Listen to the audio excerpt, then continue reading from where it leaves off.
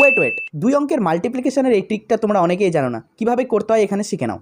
দেখো, এর জন্য দুটো শর্ত তোমাকে পূরণ করতে হবে। সেই শর্তগুলো কি? First and third digit same, অর্থাৎ প্রথম আর তৃতীয় ডিজিট সেম হতে হবে, এবং sum of second and fourth digit must be 10, অর্থাৎ সেকেন্ড আর ফোর্থ ডিজিটের যোগফলটা 10 হতে হবে।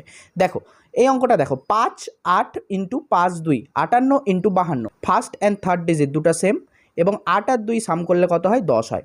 তাহলে এটার মাল্টিপ্লিকেশন কীভাবে করবো? লাস্টের দুটাকে গুণ করে দাও। 8 দুগুণ কত হয়? 8 দুগুণ হয় 16, 16 বসিয়ে দাও। এবার 5 আর 5 গুণ করলে কত হয়? 25, 25-এর সঙ্গে আবার 5ই যোগ করে দাও, কত হয়ে যায়? 30। এটাই হয়ে গেল তোমার অ্যান্সার। এরপর দেখো 35 ইন্টু 35, 5 আর 5 গুণ করলে কত হয়? 25, 25 বসিয়ে দাও।